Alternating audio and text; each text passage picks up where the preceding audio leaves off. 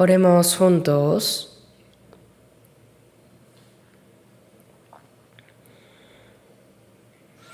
Nuestro Padre Dios celestial, santo y misericordioso, que nos amas. Nosotros anduvimos lejos de ti, caminando en pecado. Pero antes de conocerte, tú nos amaste primero. Y el Señor Jesús cargó con la maldición y el juicio que debíamos recibir por nuestros pecados.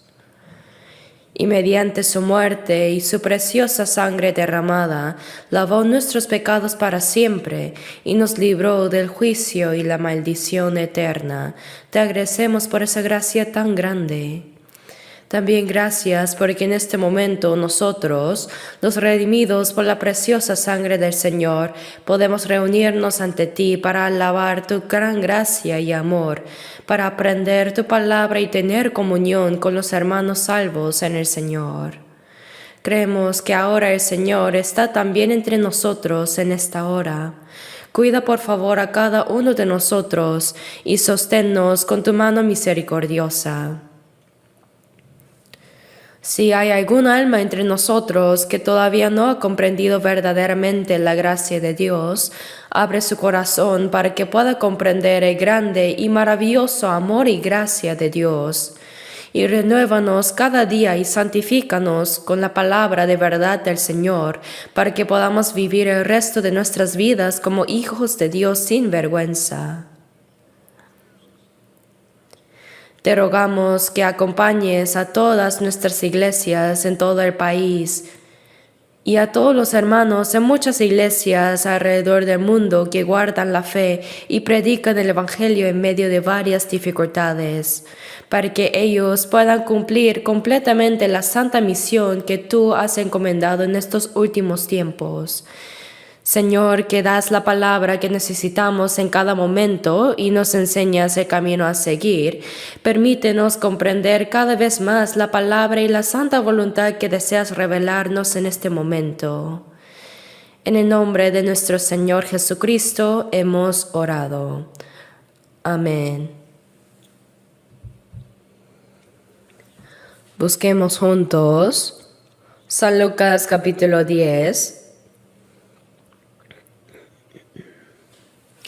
Lucas 10,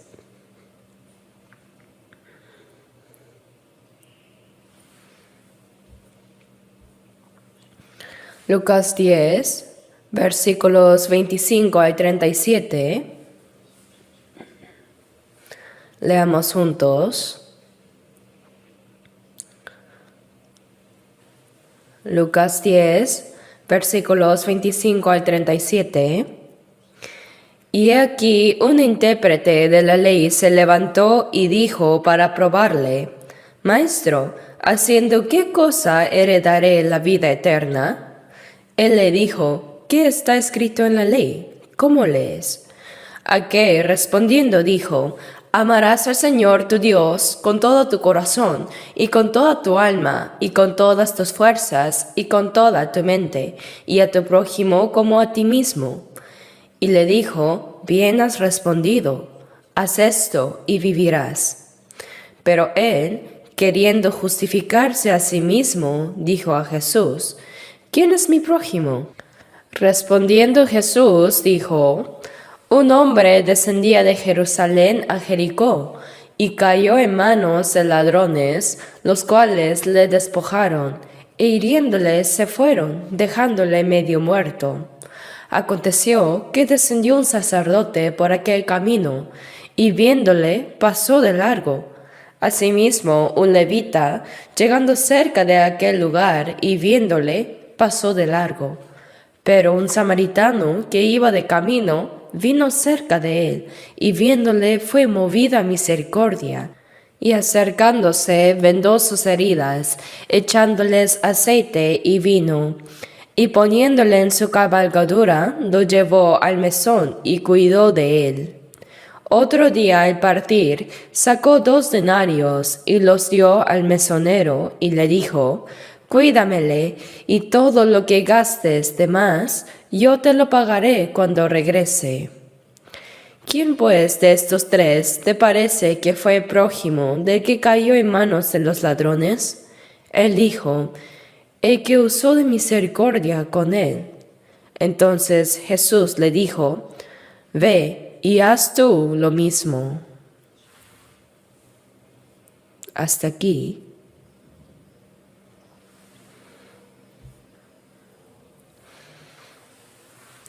La palabra en Lucas 10 nos da una enseñanza muy importante.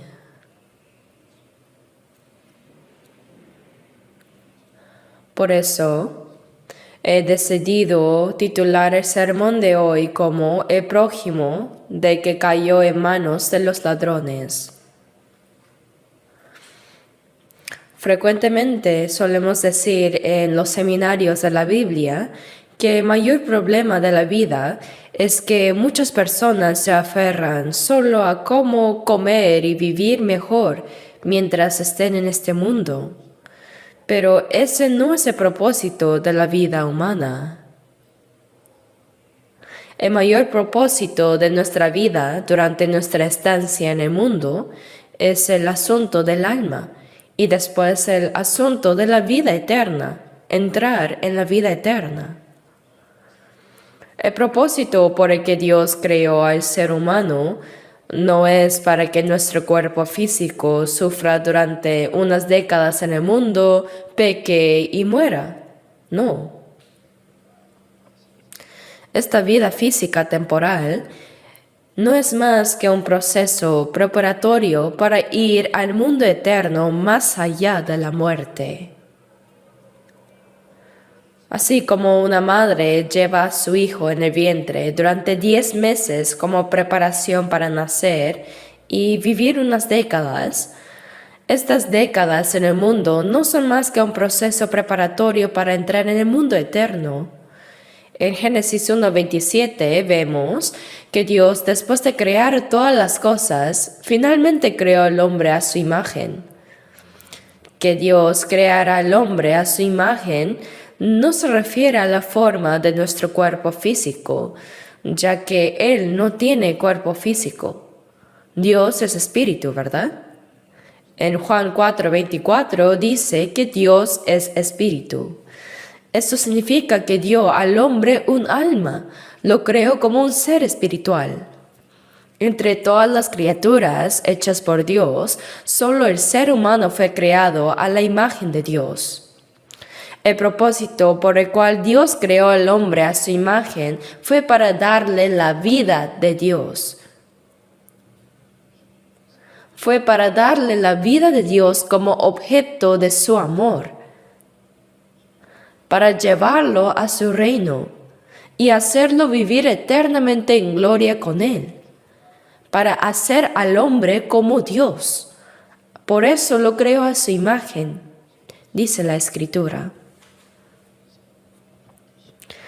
Por eso en Job 19:26 dice, y después de deshecha está mi piel. Cuando nuestro cuerpo envejece, enferma y muere, vuelve al polvo. Así en Eclesiastés 12:7 dice, y el polvo vuelve a la tierra como era. Como el cuerpo fue hecho del polvo de la tierra, cuando morimos vuelve a la tierra, al polvo, pero eso no es el fin. Dice, y el espíritu vuelve a Dios que lo dio. Acuérdate de esto antes. En Lucas 12:20, hablando de rico insensato, dice, necio, esta noche vienen a pedirte tu alma, y lo que has provisto, ¿de quién será?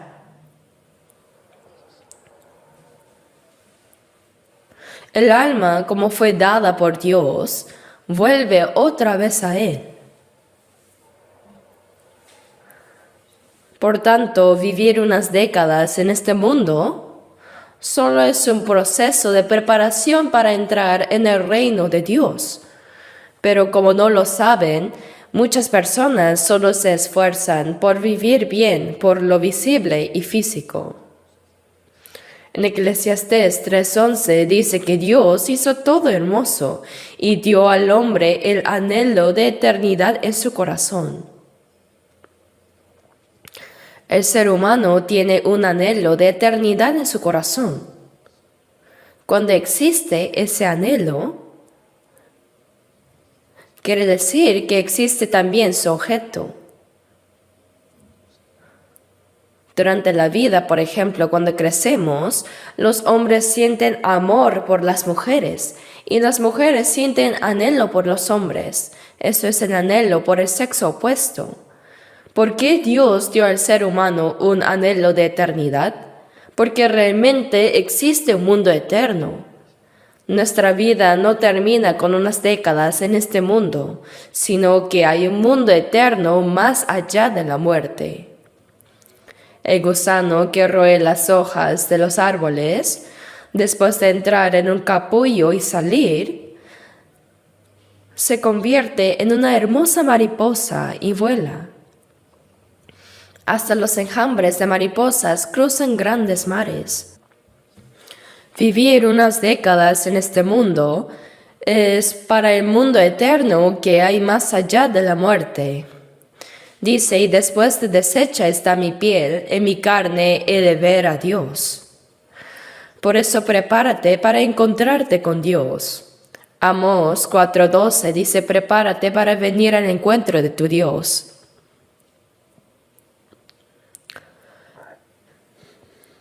Y en Jeremías 21:8 dice,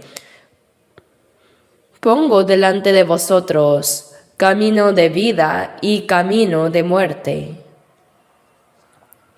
Delante de cada persona está un camino de vida que lleva a la vida eterna. Asimismo, un camino de muerte que lleva al infierno eterno.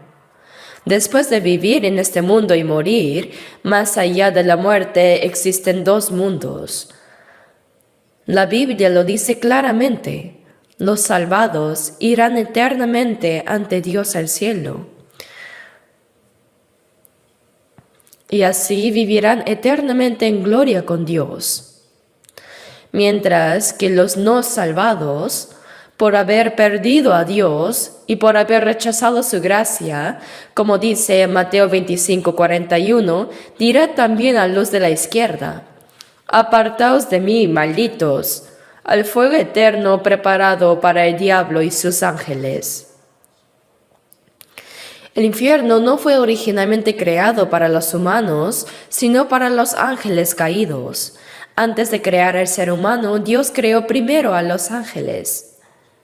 Hay numerosos ángeles, y entre ellos había 3 ángeles especiales, Gabriel, Miguel y Lucifer. De entre todos los ángeles, estos 3 representaban cada uno a 1/3 del total.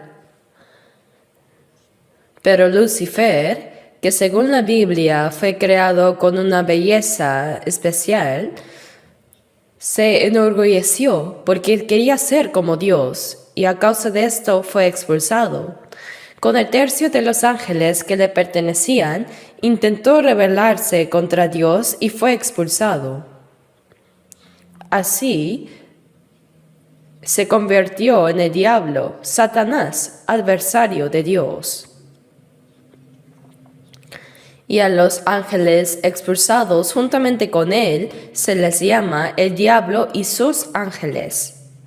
Por eso dice, apartaos de mí, malditos, al fuego eterno preparado para el diablo y sus ángeles. Así que durante la vida en este mundo,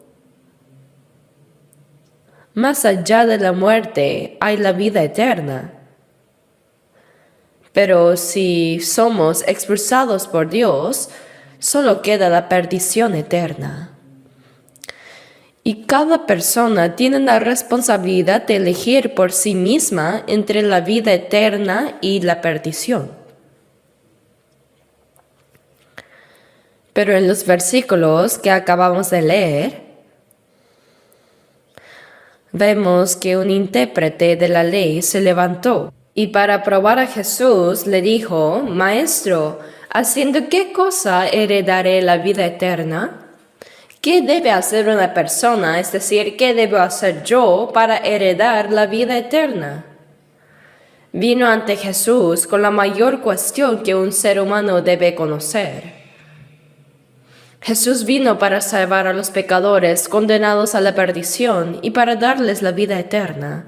Por eso en Juan 3:16 dice, porque de tal manera amó Dios al mundo, a todas las personas del mundo, que ha dado a su Hijo unigénito, para que todo aquel que en él cree no se pierda, mas tenga vida eterna. Jesús fue enviado para que por medio de él los pecadores condenados a la perdición no se pierdan, sino que tengan vida eterna. Pero los israelíes, sin conocer este hecho, rechazaron al Mesías que Dios envió.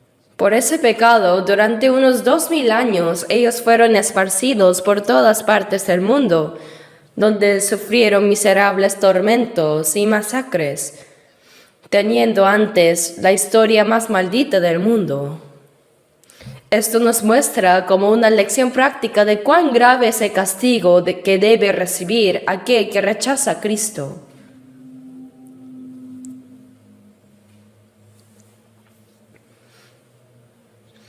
Y aquí el intérprete de la ley preguntó a Jesús, Maestro, ¿qué debo hacer para heredar la vida eterna? Primero, frente a Jesús, quien podía dar vida eterna, estaba una persona que necesitaba recibir la vida eterna. Se encontraron cara a cara. ¿Qué acontecimiento tan extraordinario es este? Sin embargo, este intérprete de la ley no había preguntado realmente para conocer el camino para obtener vida eterna, sino fue para probar a Jesús, dice aquí.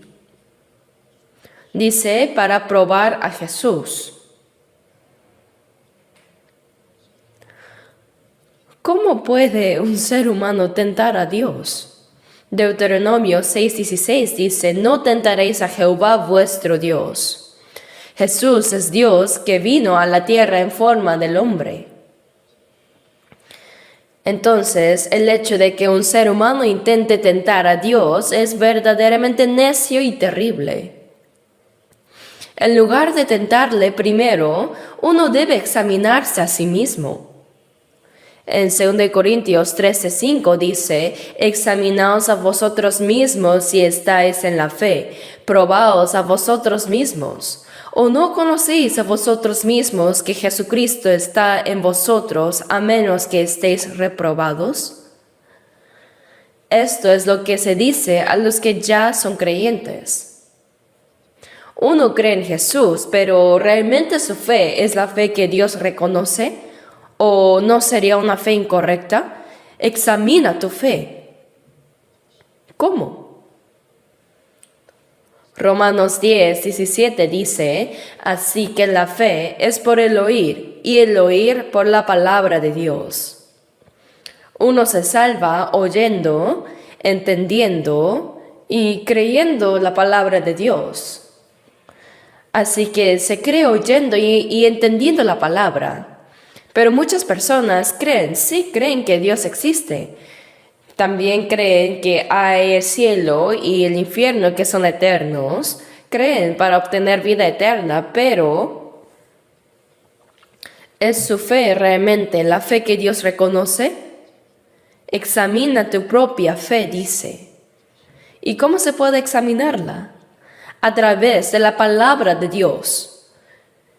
Y si está conforme a esa palabra, es una fe salva.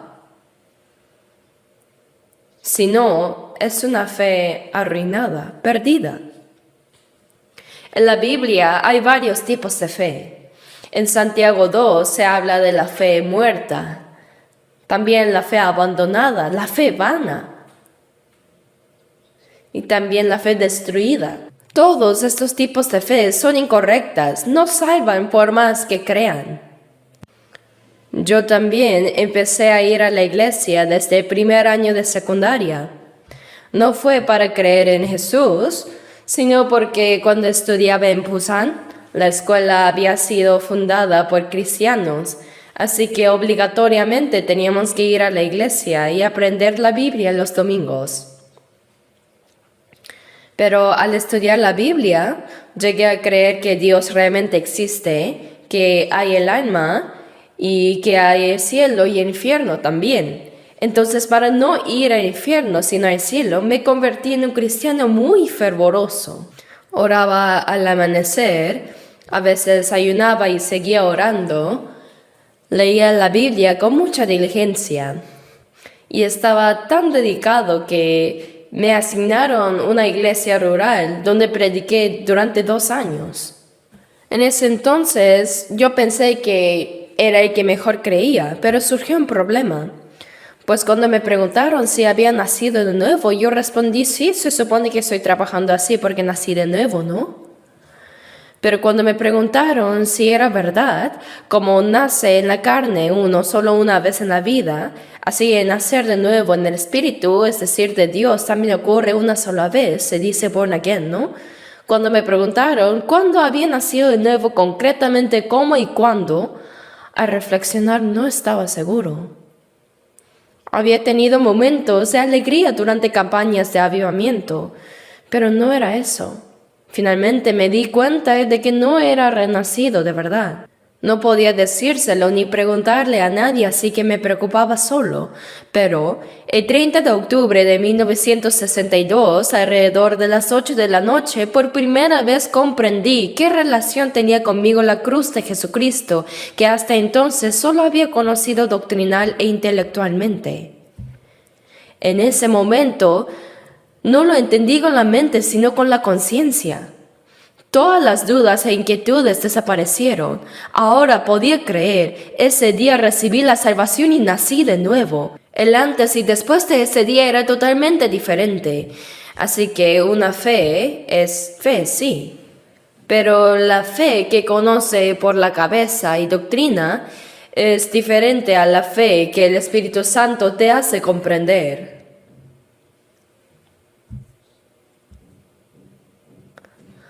Por eso Proverbios 14:12 dice, hay camino que al hombre le parece derecho, pero su fin es camino de muerte.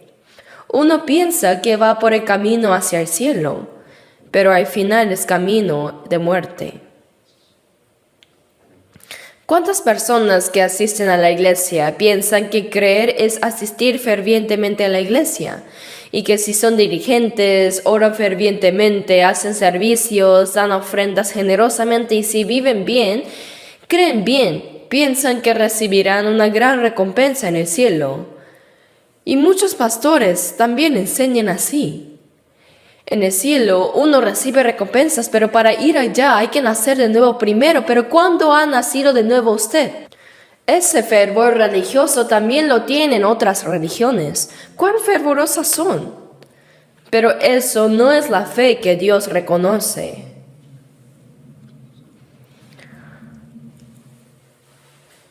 Por eso examina si tu fe es una fe que Dios reconoce. Examínate a ti mismo. No debes tentar a Dios, sino primero examinar tu propia fe. Debes confirmar si tienes o no la fe que Dios reconoce. La fe que Dios reconoce, según Gálatas 3:23, es la fe que había de ser revelada. La fe que había de ser revelada significa que Dios abre y muestra. Dios abre nuestro corazón y abre su palabra para hacernos comprender, y creer es comprender. Colosenses 1:6 dice, desde el día que oísteis y conocisteis la gracia de Dios en verdad. El día que oyeron el Evangelio que puede salvarlos y verdaderamente comprendieron la gracia de Dios, el día que llegaron a conocer. Por eso en 1 Tesalonicenses 1:5 dice, pues nuestro Evangelio no llegó a vosotros en palabras solamente, sino también en poder, en el Espíritu Santo y en plena certidumbre.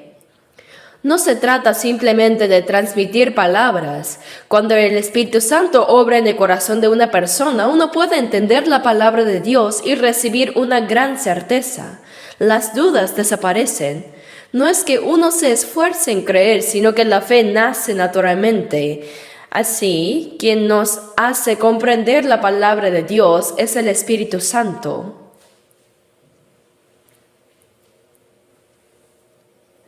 En Lucas 13, versículos 23 y 24,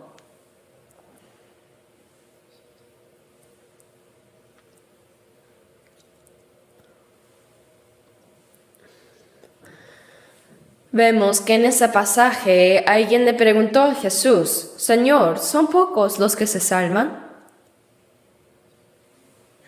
Incluso hoy en día, esta sigue siendo una cuestión muy importante. En San Mateo 7, versículos 13 y 14, Jesús dijo: Entrad por la puerta estrecha, porque ancha es la puerta y espacioso el camino que lleva a la perdición, y muchos son los que entran por ella, pero estrecha es la puerta y angosto el camino que lleva a la vida, y pocos son los que la hallan. Y en Lucas 13:24 también dijo: Esforzaos a entrar por la puerta angosta, porque os digo que muchos procurarán entrar y no podrán. Sería bueno que todos los que procuren entrar vayan al cielo, pero lamentablemente no es así.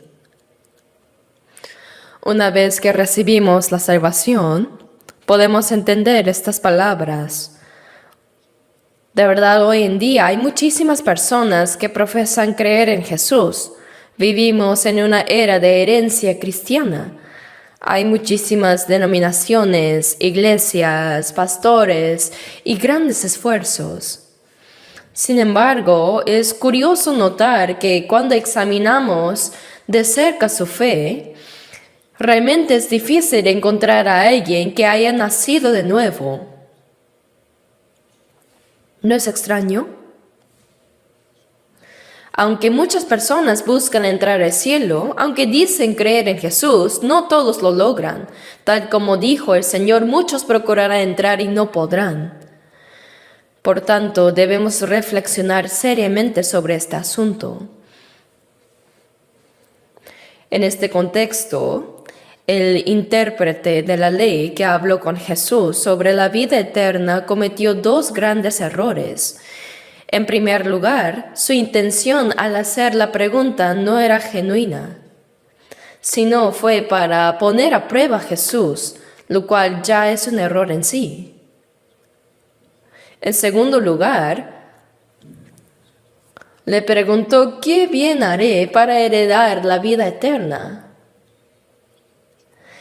Aunque estaba tratando un tema tan importante como la vida eterna, su pensamiento fundamental era incorrecto, pues creía que la vida eterna se podía obtener haciendo algo. Así muchas personas piensan de la misma manera ahora también. Pero ¿qué podría hacer el ser humano para alcanzar la vida eterna? Romanos 3:4 dice: Antes bien sea Dios veraz y todo hombre mentiroso. Solo Dios es verdadero. Todos los hombres son mentirosos. También dice que engañoso es el corazón más que todas las cosas y perverso. Así es como Dios ve a la humanidad.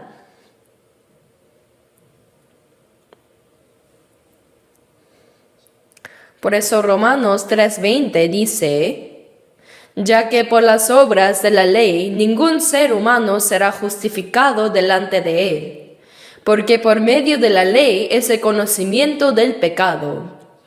Nadie puede ser justificado cumpliendo la ley. La ley no nos lleva a ser justos, sino a reconocer nuestro propio pecado.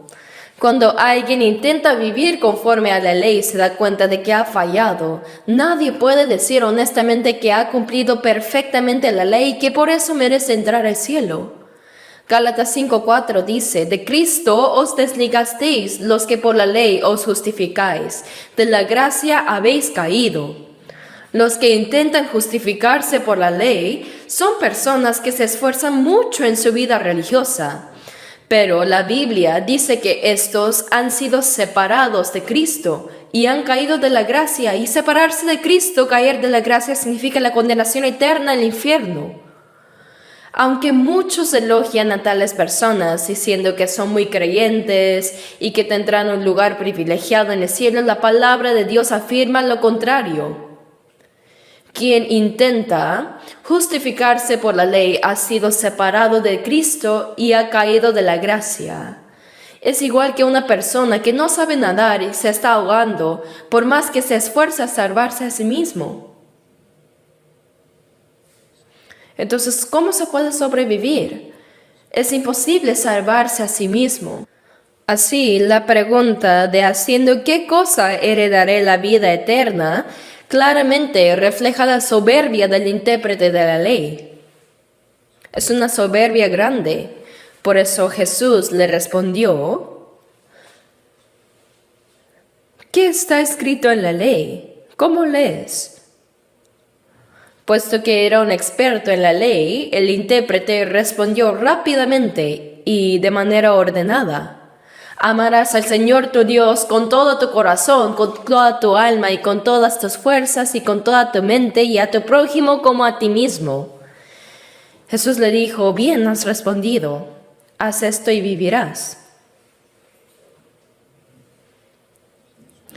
Pero no basta con saber mucho de la ley para entrar en el reino de los cielos o para recibir la vida eterna, sino que es necesario cumplirla. La ley dice: haz esto y vivirás. Entonces el intérprete de la ley, queriendo justificarse a sí mismo, preguntó al Señor: ¿y quién es mi prójimo?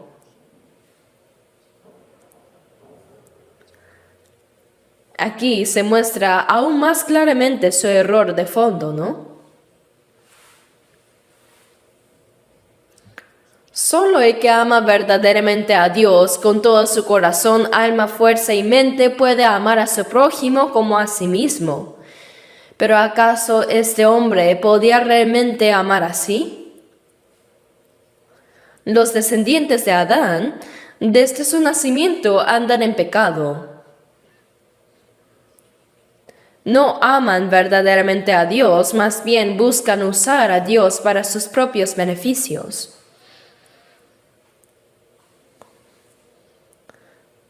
Este hombre debió haber reconocido primero que su pecado lo había separado completamente de Dios. Sin embargo, este intérprete de la ley afirmaba haber cumplido todo esto.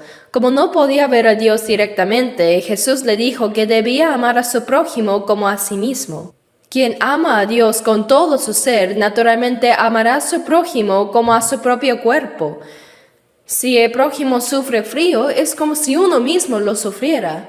Y si pasa hambre el otro, es como si uno mismo pasara hambre. Así debemos amar a otros como a uno mismo. Pero el intérprete, queriendo justificarse, preguntó: bueno, ¿quién es mi prójimo? Su actitud realmente mostraba un corazón orgulloso, pues una persona que en realidad no podía cumplir la ley pretendía haberla cumplido y afirmaba haber amado a Dios con toda su vida y a su prójimo como a sí mismo. Era una hipocresía absoluta y la soberbia. En San Mateo 23:25, Jesús reprendió a los escribas y fariseos hipócritas. ¡Ay de vosotros, escribas y fariseos hipócritas!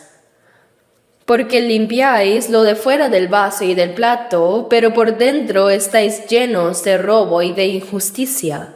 Y el versículo 27 dice: sois semejantes a sepulcros blanqueados que por fuera a la verdad se muestran hermosos, mas por dentro están llenos de huesos de muertos y de toda inmundicia. Jesús dijo esto: limpia primero lo de dentro del vaso y del plato, para que también lo de fuera sea limpio. ¿Y qué es lo de dentro? Ese corazón. ¿Y cómo se puede limpiar el corazón, que es más engañoso que todas las cosas y perverso? Solo mediante la salvación y la transformación por el Espíritu Santo puede purificar de verdad nuestro corazón. Pretender ser justo y creer que uno puede guardar la ley es pura hipocresía y arrogancia vacía.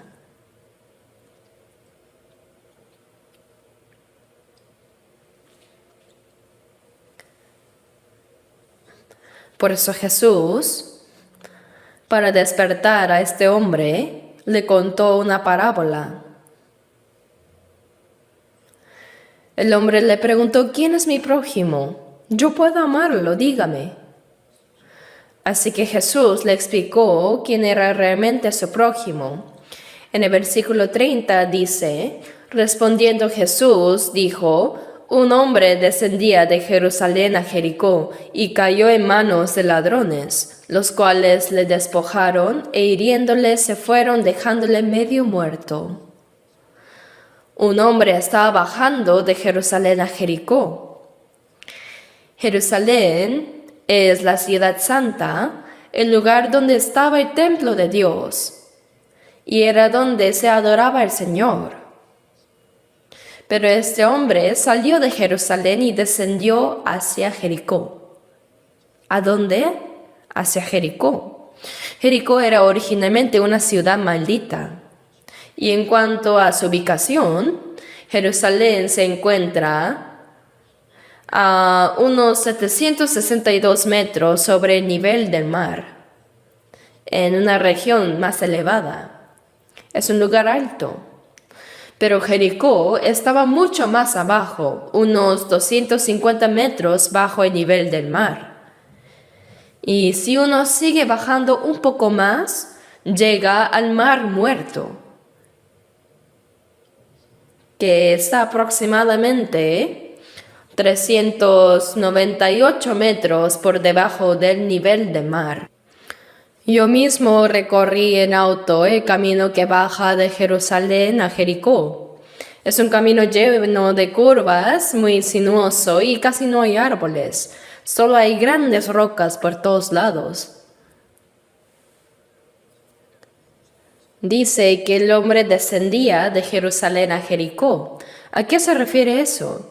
Se refiere a alejarse de Dios, caer en la degradación.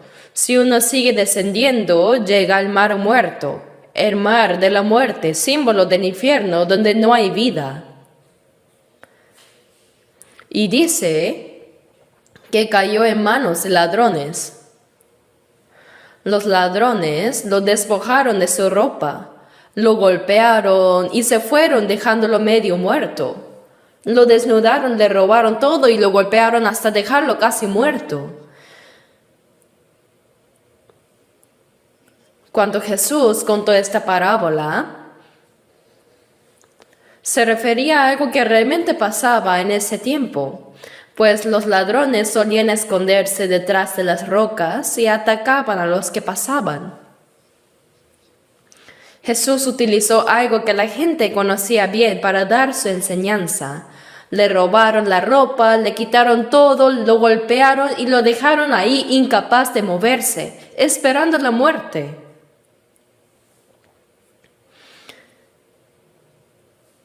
Esta imagen representa cómo Jesús ve a toda la humanidad. Él nos ve como personas heridas por haber dejado a Dios, personas heridas caminando hacia el infierno. Al alejarse de Dios, el hombre bajó hacia Jericó y si bajaba un poco más, llegaba al infierno. Y los ladrones aquí representan al diablo. El diablo ataca a los que se han apartado de Dios, los lleva a pecar y finalmente los arrastra al infierno. Todos los seres humanos, todos, son como este hombre que cayó en manos de ladrones, medio muertos. Este hombre, si se queda ahí, morirá inevitablemente. No tiene fuerza para salvarse por sí mismo. Así es la condición miserable de la humanidad que se ha alejado de Dios. El intérprete de la ley le preguntó a Jesús: ¿quién es mi prójimo? Preguntó porque quería justificarse a sí mismo. Pero ¿por qué Jesús contó esta historia del hombre herido? Fue para decirle, mira bien tu condición. ¿Sabes quién eres tú realmente ante Dios? Eres como este hombre herido, medio muerto. Espiritualmente, él estaba alejado de Dios, envuelto en pecado y cubierto de heridas provocadas por el diablo. En Isaías 1, versículo 6, dice, desde la planta del pie hasta la cabeza no hay en él cosa sana, sino herida, hinchazón y podrida llaga. Con esto nos enseña la condición miserable de los israelíes. Y en Apocalipsis 3:17, Jesús reprendió a la iglesia de la Odisea diciendo, tú dices, soy rico, me he enriquecido y de nada tengo necesidad. Pero Jesús le dijo, pero no sabes que eres un desventurado, miserable, pobre, ciego y desnudo. De la misma manera, muchos cristianos de hoy en día, aunque piensan que están bien, porque asisten fielmente a la iglesia, ganan mucho, hacen buenas obras, diezman y son reconocidos por sus pastores. Por eso dicen, de nada tengo necesidad. Pero en realidad, si Dios ve su condición espiritual, todos son pobres, ciegos y desnudos. El pueblo de Israel y la iglesia de la Odisea representan la imagen de la cristiandad caída en los últimos tiempos. Se creen ricos y que no tienen necesidad de nada, pero son pecadores que están caminando hacia el infierno aunque piensan que están cerca del cielo. Ahora, volviendo a la parábola, este hombre herido estaba a punto de morir. Si lo dejaran solo, inevitablemente moriría. No puede salvarse a sí mismo.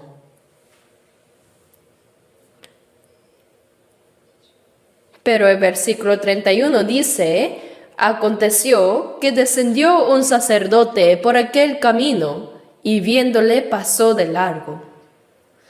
El sacerdote era el encargado de ofrecer sacrificios y de orar a Dios en nombre del pueblo.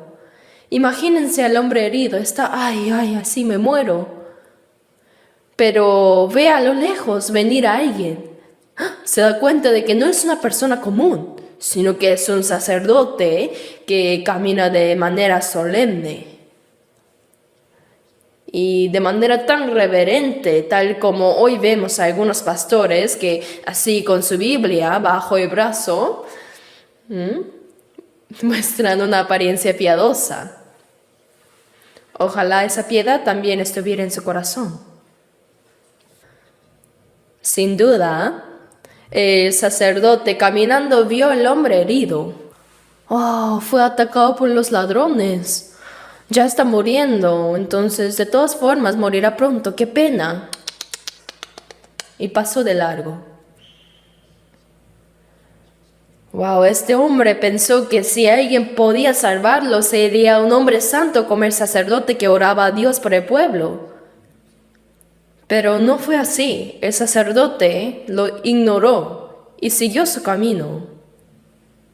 Luego, poco después dice, asimismo un levita llegando cerca de aquel lugar y viéndole pasó de largo.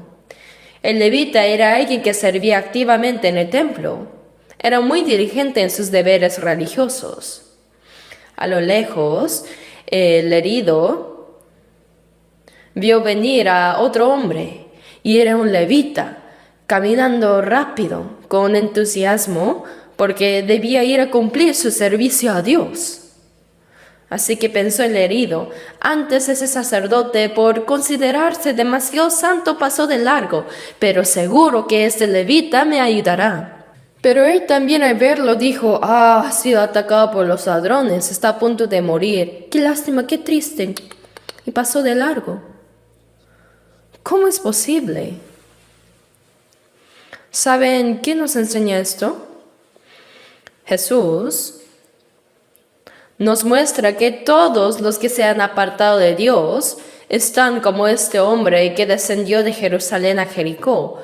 Todos terminaron dándole la espalda a Dios y viven en el estado de los caídos, y al final fueron golpeados por Satanás hasta quedar medio muertos. Esta es la condición del alma, no tienen fuerza para salvarse a sí misma. La salvación no se puede obtener por su propio esfuerzo, sino que tiene que venir alguien más para rescatarlo. Eso es la salvación. Pero ¿qué significa que el sacerdote pasó de largo?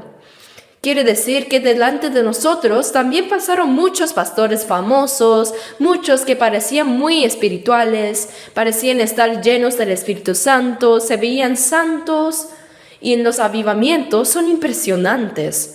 Dicen, oh, yo recibí el Espíritu Santo tras ayunar y orar en la montaña, etcétera, etcétera. Muestran una apariencia muy santa.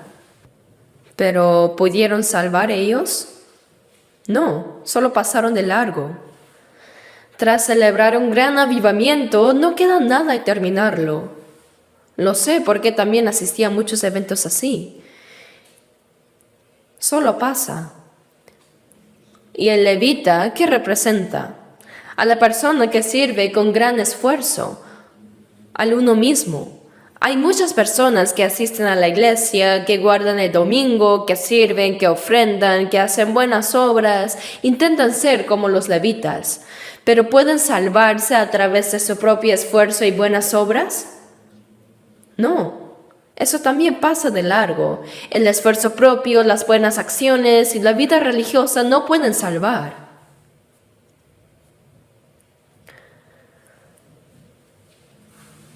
Pero en Lucas 10, versículos 33 y 34 dice, pero un samaritano que iba de camino vino cerca de él, y viéndole fue movido a misericordia, y acercándose vendó sus heridas, echándoles aceite y vino, y poniéndole en su cabalgadura, lo llevó al mesón y cuidó de él. Ahora aquí, este personaje es un samaritano. El hombre que fue atacado por los ladrones era un judío, ya que descendía de Jerusalén hacia Jericó. ¿Y quién era un samaritano? Después de la muerte de Salomón, en el año alrededor de 722 a.C., el reino de Israel se dividió en dos: el reino de norte, Israel, y el reino de sur, Judá. El norte de Israel fue destruido por Asiria en el año 722 a.C.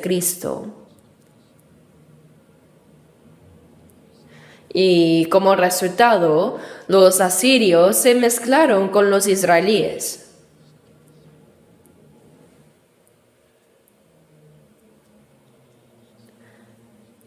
En la Biblia vemos que por eso adoraban tanto a Dios como a otros dioses de orígenes desconocidos. Esa era la fe errada de los samaritanos. Además, se mezclaron con los gentiles, resultando en un mestizaje. Entonces, comparando con eso, en Judá se mantenía la adoración pura y ortodoxa a Dios, centrada en Jerusalén.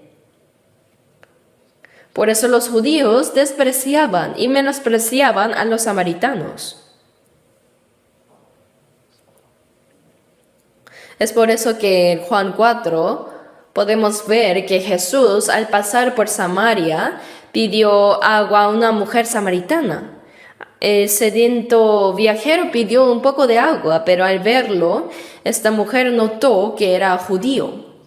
Era como encontrarse un enemigo en un puente angosto, una gran oportunidad para rechazarlo. Entonces ella dijo, ¿cómo tú, siendo judío, me pides a mí de beber, que soy mujer samaritana? Si ustedes nos menosprecian, ¿cómo te atreves a pedirme agua? Era porque dice, los judíos y samaritanos no se tratan entre sí. También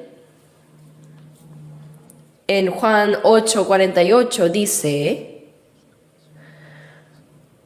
respondieron entonces los judíos y le dijeron, ¿No decimos bien nosotros que tú eres samaritano y que tienes demonio? Entonces Jesús dijo, vosotros me deshonráis. Insultando a Jesús, los judíos decían, eres un samaritano y tienes demonio. Jesús predicaba la palabra de Dios, pero ellos lo menospreciaban.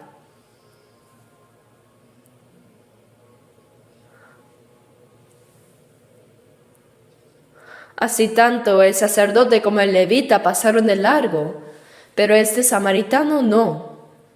El hombre herido era un judío. Si el samaritano hubiera tenido resentimiento, habría pensado, bien hecho.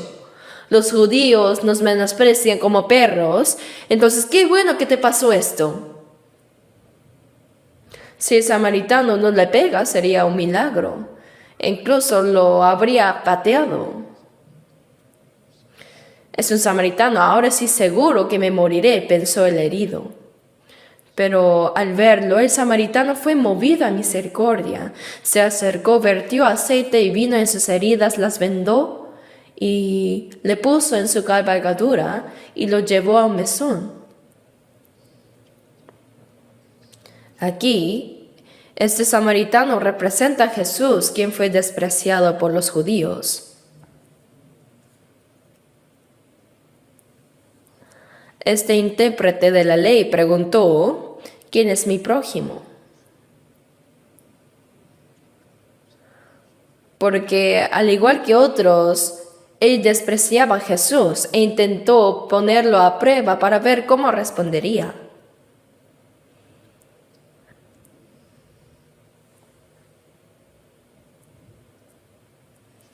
Sin embargo, lo que le dijo Jesús fue, ¿sabes qué tipo de persona eres tú? Eres como aquel hombre que fue asaltado por ladrones y está casi muerto. El estado espiritual de este intérprete de la ley era miserable, pues se había apartado de Dios, había sido golpeado por Satanás, y si se le dejaba así, caería directamente en el infierno. Si es así, debía buscar a un prójimo que lo pudiera ayudar. Tenía que encontrar a un prójimo que pudiera rescatarlo, no uno al que él pudiera ayudar, sino uno que lo salvara primero a él. Sin embargo, mientras estaba muriendo, así preguntó, ¿quién es mi prójimo? ¡Qué absurdo! Un pecador que va al infierno no tiene amor hacia Dios, ni puede amar al prójimo como a sí mismo. Como todos los hombres son mentirosos, nadie puede llegar a ser justo cumpliendo la ley.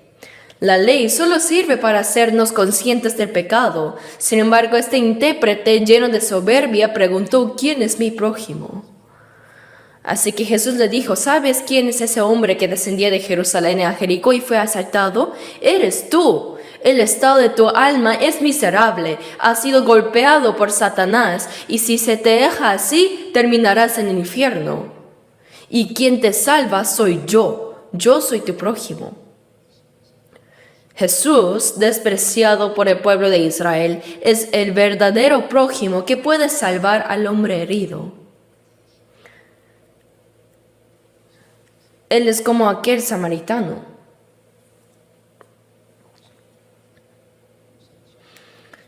Jesús estaba hablando de esta verdad. El samaritano, movido a misericordia, se acercó y vendó sus heridas vertiendo aceite y vino.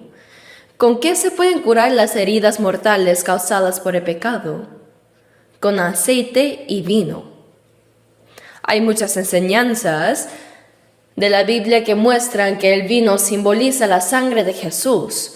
Por ejemplo, antes de morir en la cruz, el Señor tomó el vino y dijo, bebed de ella todos, porque esto es mi sangre del nuevo pacto, que por muchos es derramada para remisión de los pecados.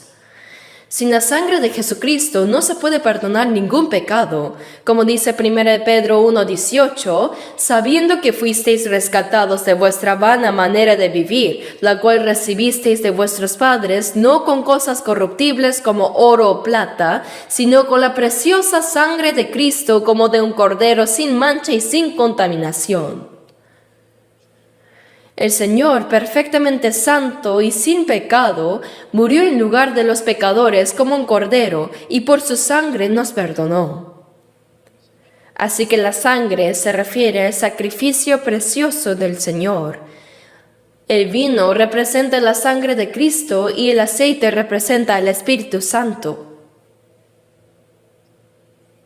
¿Quién nos hace comprender que la sangre de Cristo ha perdonado nuestros pecados? El que nos hace comprender es el Espíritu Santo. Como cantamos, fui renacido por la sangre de mi Jesús y el Espíritu. Es verdad, ¿no? Sangre y espíritu y sangre. En Juan 15, 26 dice, el Espíritu de verdad dará testimonio acerca de mí. La primera obra del Espíritu Santo es hacernos entender que el Señor, mediante su sangre que derramó en la cruz, perdonó para siempre nuestros pecados. Así que el hecho de que el samaritano haya vendado las heridas con aceite y vino enseña que solo a través de la sangre derramada de Cristo en la cruz y mediante el Espíritu Santo que nos hace entender esa verdad pueden ser sanadas las heridas del pecado. Eso es lo que nos enseña aquí. Echándoles aceite y vino. El aceite y el vino eran normalmente alimentos. La gente los llevaba consigo siempre y el aceite de oliva lo consumían.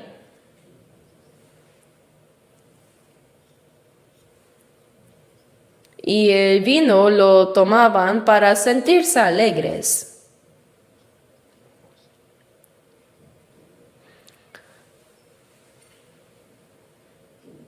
Pero en casos de emergencia se convertían en medicina para tratar heridas.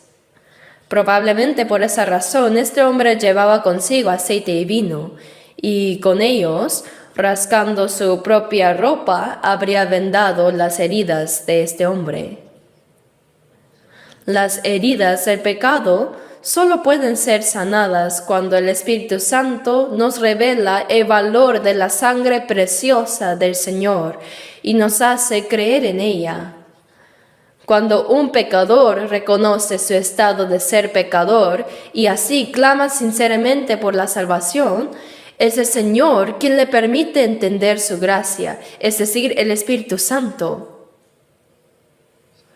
Luego, este buen samaritano, tras vendar las heridas, puso a este herido en su cabalgadura y lo llevó al mesón.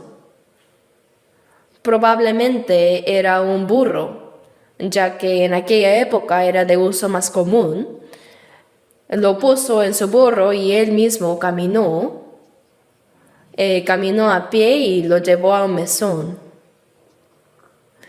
Mesón era un lugar de descanso, como una posada.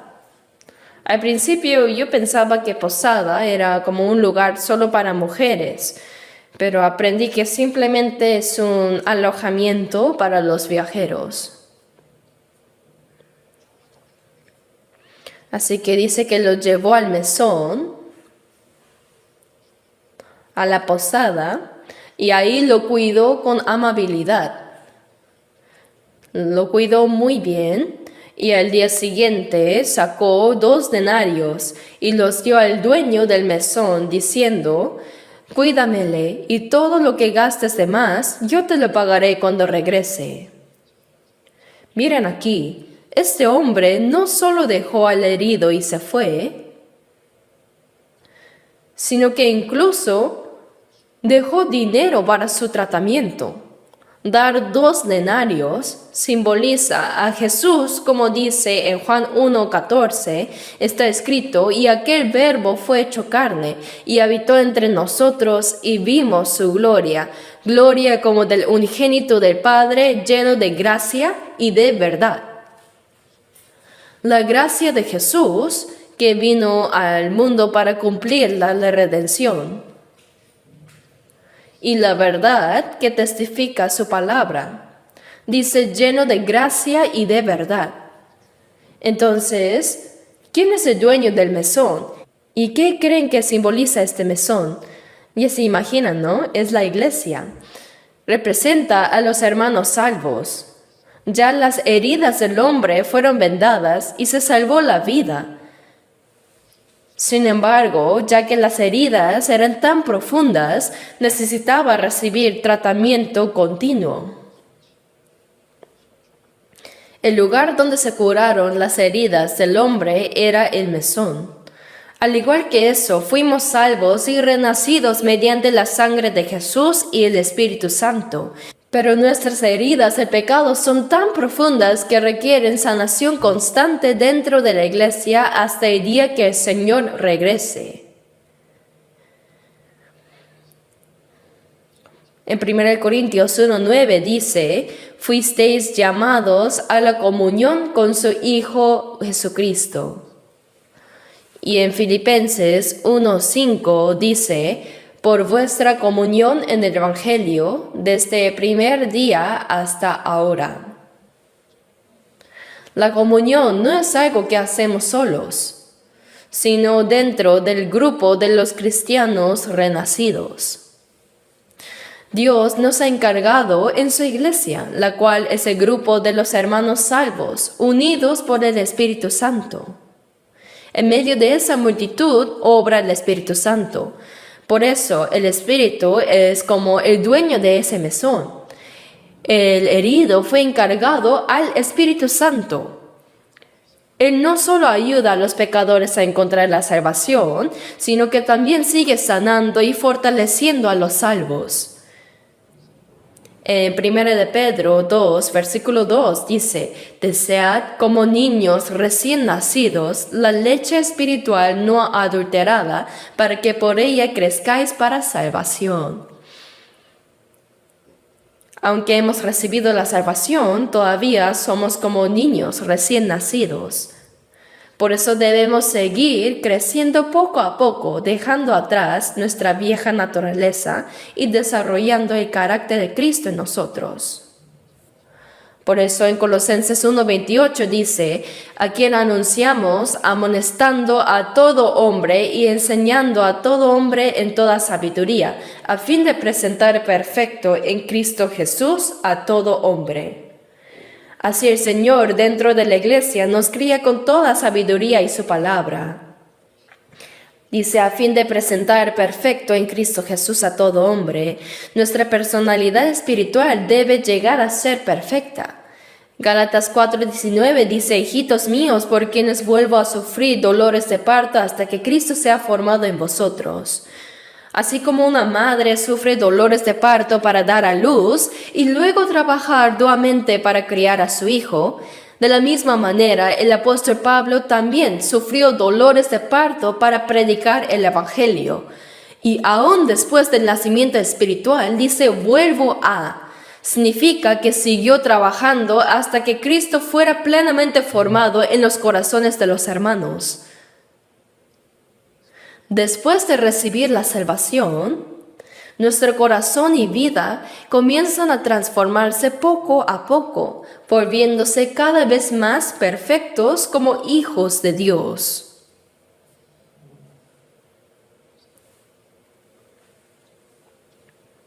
Ahora bien, este mesón representa la iglesia.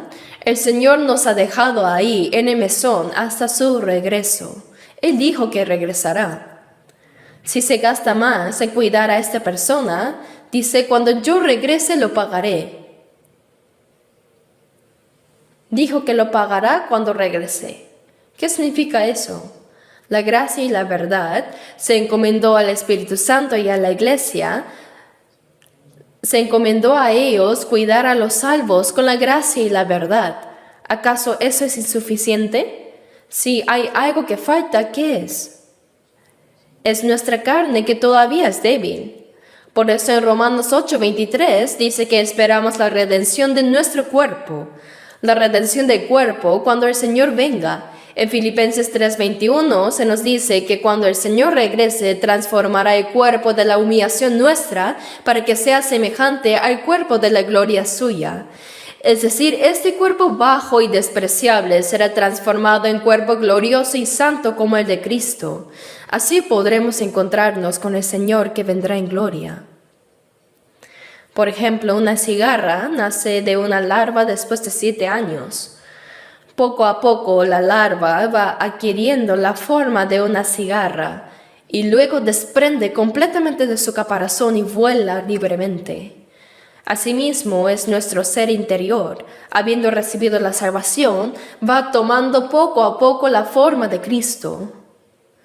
Nuestra personalidad se va cambiando y cuando el Señor venga, incluso nuestro cuerpo vil será transformado en un cuerpo glorioso semejante al de Cristo.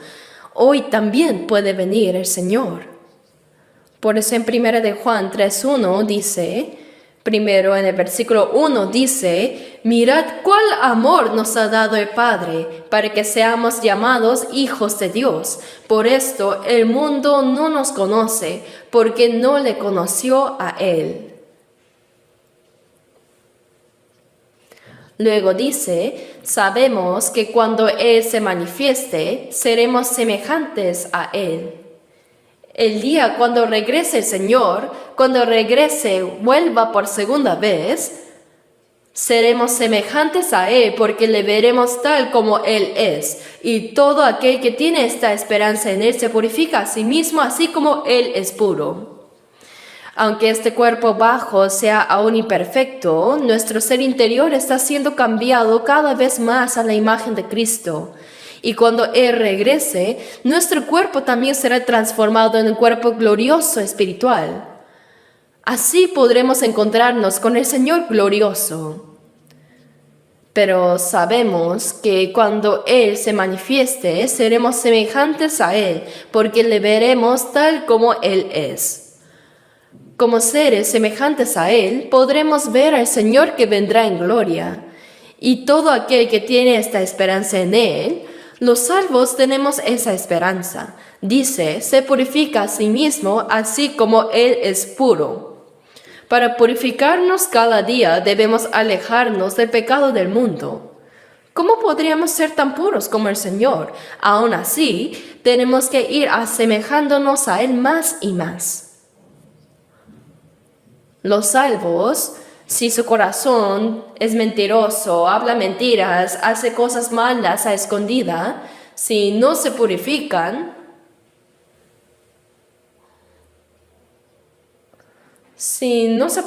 no pueden ver al Señor.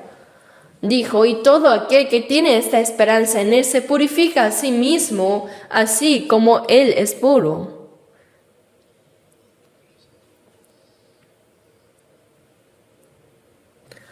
Por eso el buen samaritano dejó al herido por los ladrones en el mesón y rogó al mesonero que lo cuidara.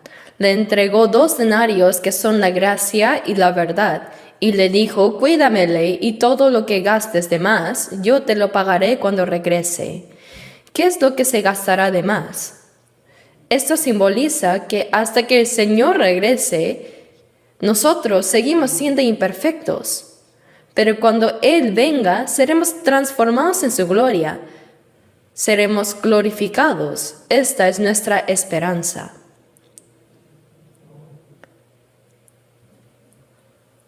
Por eso nosotros, los salvos, debemos reunirnos dentro de la iglesia con los santos.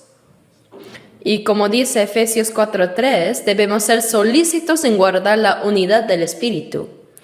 Nos unificamos y ahí recibimos la gracia espiritual. Nuestro corazón crece en la fe y Dios nos protege tanto en espíritu como en cuerpo. El Espíritu Santo nos guía y nos permite vivir el resto de nuestra vida para el Señor.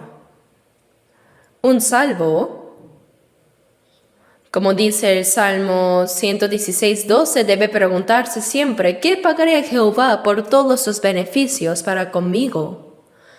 Antes de ser salvos, vivíamos solo para nosotros mismos, luchando únicamente por nuestro bienestar. El trabajo era para sí mismo, todo era para uno mismo.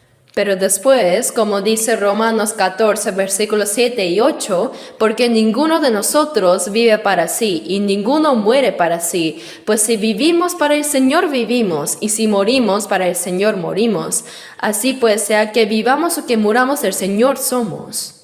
Viviré para el Señor, moriré para el Señor, viva muera que soy del Señor.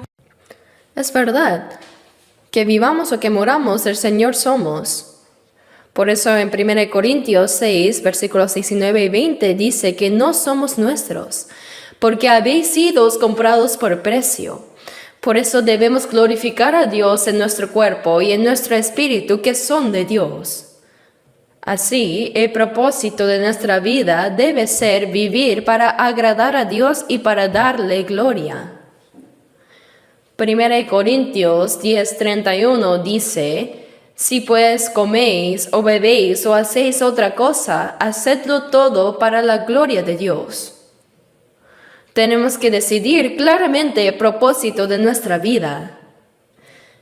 Si después de recibir la salvación vivimos como queremos, buscando nuestra propia comodidad, no es una vida cristiana. ¿Cómo podré agradar al Señor? ¿Cómo?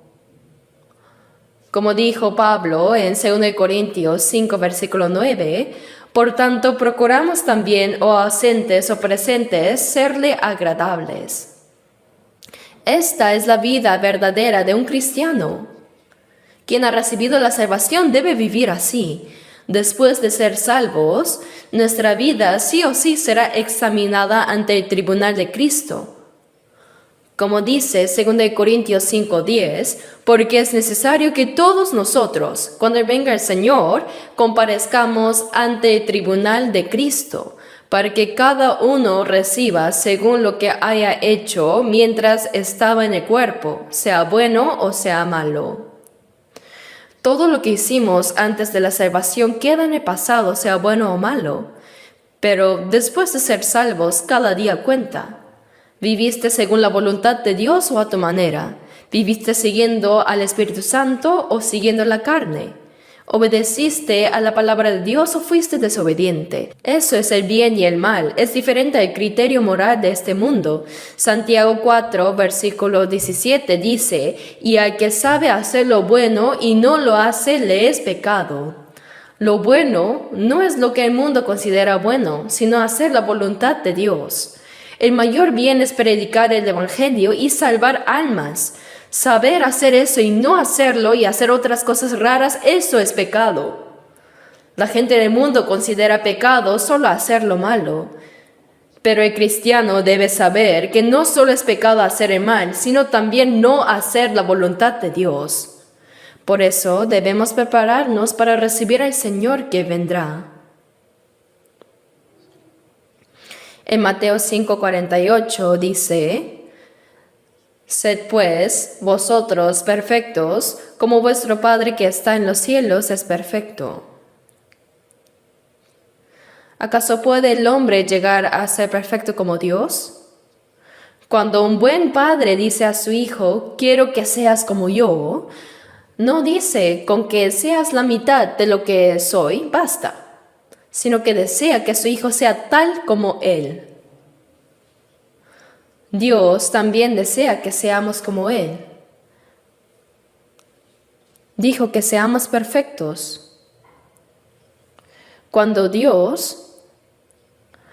Él se apareció a Abraham a los 99 años, en Génesis 17:1 le dijo, anda delante de mí y sé perfecto. Le falta uno al número 99, ¿no? Aunque tenía 99 años, le dijo que fuera perfecto. Y cuando cumplió 100 años, Dios le dio a su hijo Isaac, su hijo unigénito. Así, cuando nos vamos perfeccionando poco a poco, Dios tiene muchas bendiciones que quiere darnos. Aunque el padre quiera darle todo a su hijo, si el hijo es inmaduro, ¿cómo podría darle todo? Lo desperdiciaría todo, ¿verdad? Hay que esperar hasta que pueda administrarlo bien. Por eso, lo que Dios espera de nosotros es que como salvos primero recordemos bien que somos hijos de Dios. Somos personas que pronto nos encontraremos con el Señor. Se revelará cómo hayamos vivido desde el día que fuimos salvos hasta el día que vayamos delante del Señor. Eso es el tribunal de Cristo. Para aquellos que van al infierno, como dice Apocalipsis 20:12 en adelante, los muertos eternamente serán juzgados según sus obras y recibirán castigo en el infierno conforme a sus pecados. Pero para los salvos se revelará cómo vivieron desde después de haber recibido la salvación. Entonces, ¿qué debemos hacer? Eso se llama recompensa, es un juicio de recompensas. Aunque todos recibimos la salvación de igual manera, la gloria será distinta. Algunos podrían decir, ¿qué más puedo esperar de la gloria? Me basta con sentarme al menos en el rincón más alejado del cielo. Pero ¿realmente dirías eso si te encontraras frente al Señor hoy?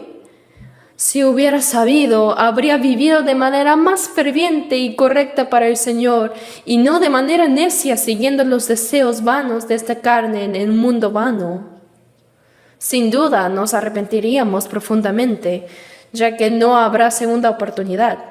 Pero nosotros todavía tenemos esa oportunidad. Por eso debemos vivir el resto de nuestra vida verdaderamente para el Señor. Así nos habló y también nos dio otra palabra importante. Jesús dijo a este intérprete de la ley en el versículo 36, ¿quién pues de estos tres te parece que fue el prójimo del que cayó en manos de los ladrones? Él respondió, el que usó de misericordia con él. Entonces Jesús le dijo, ve y haz tú lo mismo. ¿Quiénes son estos tres?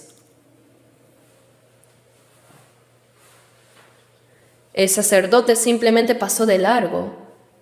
El levita también pasó de largo. Pero el samaritano, movido a misericordia, se acercó, vendó sus heridas echándoles aceite y vino, lo montó en su cabalgadura y lo llevó al mesón y lo encomendó al mesonero pidiéndole que lo cuidara hasta su regreso. Entonces, ¿quién? Entre el sacerdote, el levita y el samaritano, ¿quién fue el prójimo del que cayó en manos de los ladrones? ¿Qué significa esto? ¿Qué dijo el intérprete de la ley? Él preguntó, ¿quién es mi prójimo? Debemos entender bien esta palabra. No podemos omitir todo lo de medio y solo citar el final diciendo, ve y haz tú lo mismo. Algunos interpretan erróneamente que así como Jesús curó al herido por ladrones, nosotros también debemos hacer como el samaritano. Pero no. Pues si uno mismo es la persona que ha sido asaltada por los ladrones, ¿cómo va a actuar como el buen samaritano? No hay que malinterpretar de esa manera. Recuerdo que antes estaba en Mokpo por un breve tiempo para predicar y terminé quedándome allá 5 años. Y pues ahí conocí a un presidente de un gran colegio, probablemente era anciano, que él me decía frecuentemente que enseñaba a sus estudiantes este pasaje de Lucas capítulo 10, diciendo que deben actuar como este buen samaritano. Con este Lucas capítulo 10 enseñaba a sus alumnos que debían ser como el buen samaritano que curó al herido.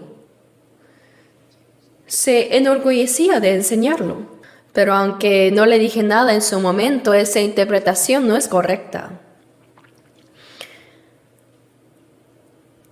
¿Quién es el prójimo del que cayó en manos de los ladrones? El intérprete de la ley preguntó, ¿quién es mi prójimo? Y Jesús respondió con esta parábola. El que fue herido necesitaba encontrar a su prójimo que pudiera salvarlo.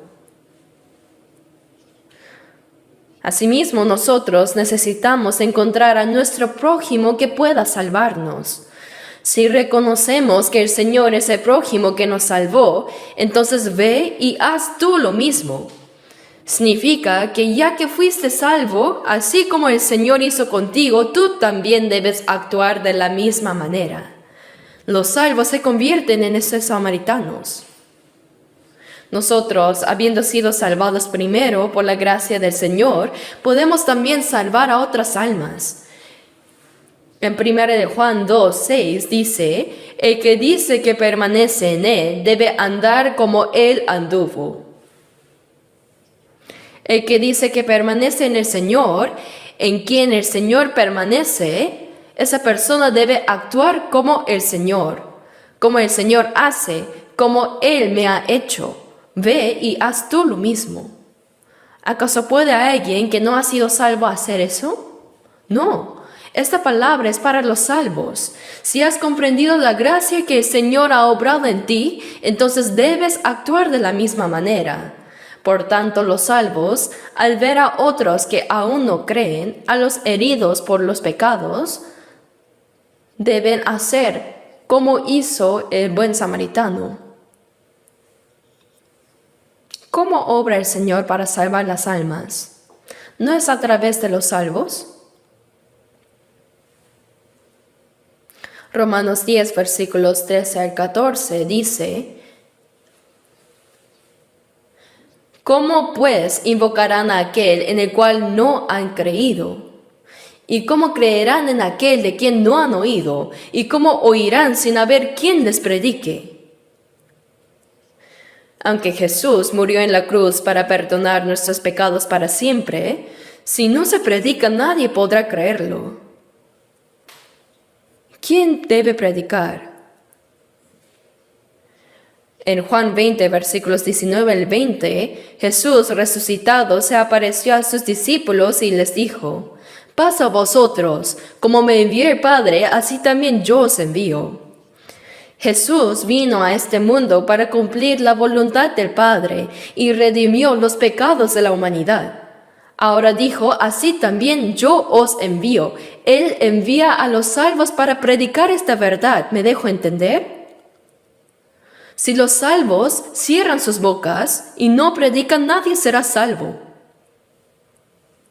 Nosotros somos los segundos samaritanos. Ve y haz tú lo mismo. En 1 Juan 2:6, el que dice que permanece en el Señor debe andar como Él anduvo. Si permanezco en el Señor, Él obrará a través de mí. En Gálatas 2:20 dice, con Cristo estoy juntamente crucificado, y ya no vivo yo, mas vive Cristo en mí. Ahora Cristo vive y obra en los salvos.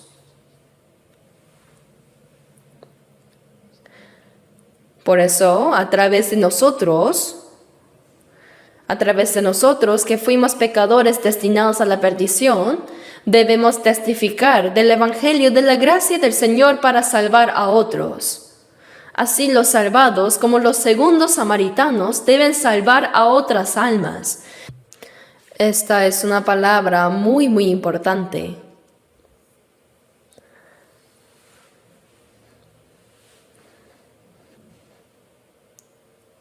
A través de este pasaje podemos conocer 3 grandes gracias que Dios nos ha dado.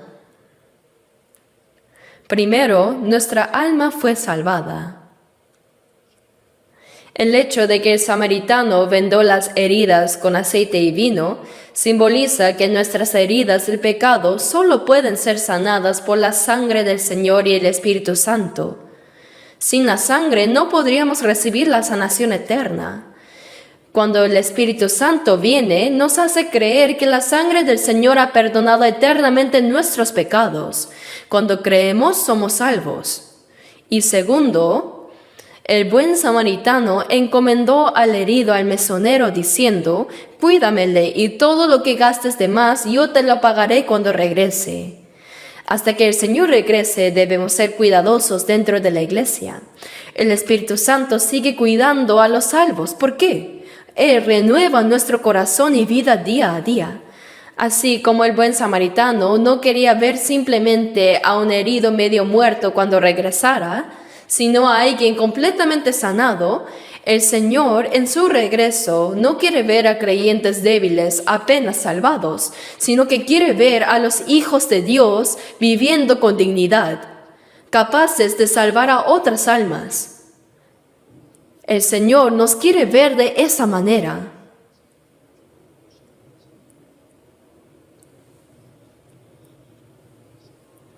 Por eso, segundo, debemos permanecer en el cuidado continuo del Espíritu Santo dentro de la iglesia. Los salvos deben cuidar también de otras almas.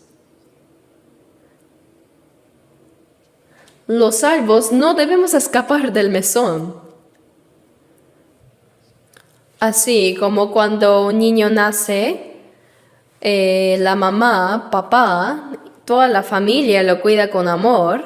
Además, los hermanos y hermanas, los tíos y tías lo cuidan. Así, después de ser salvos, los hermanos que fueron salvados primeros cuidan de los recién salvos y los aman. Pero si alguien huye diciendo que se siente agobiado y se escapa por algún rincón, podría ser mordido por un perro o ser abandonado en un orfanato. No debe ser así. Los salvos deben permanecer en la comunión. Alejarse de la comunión es alejarse del Señor. Dentro de la comunión, el Espíritu Santo perfeccionará nuestro corazón y vida y seguirá obrando para salvar a otras almas. Esta palabra es demasiado preciosa y por eso la hemos aprendido juntos esta vez. Oremos juntos. Padre Dios misericordioso, nosotros anduvimos lejos de ti en pecado y éramos merecedores del juicio, maldición y la eterna condenación, pero con tu inmenso amor, aun cuando no te conocíamos, enviaste a Jesucristo a morir en nuestro lugar y con su sangre limpiaste nuestros pecados eternamente. Te damos gracias por habernos salvado sin ningún mérito de nuestra parte. Señor, gracias por hacernos comprender esa inmensa gracia. Por favor, permite para que en el resto de nuestra vida podamos ser renovados día a día en la iglesia, donde tú obras con tu palabra y el Espíritu Santo, viviendo conforme a tu voluntad y gloria dentro de la comunión con nuestros hermanos, y para que así podamos predicar este inmenso amor y gracia a las almas que aún no son salvas, para que muchos más puedan alcanzar la salvación. Guía por favor todos los días de nuestras vidas y oramos en el nombre de nuestro Señor Jesucristo. Amén.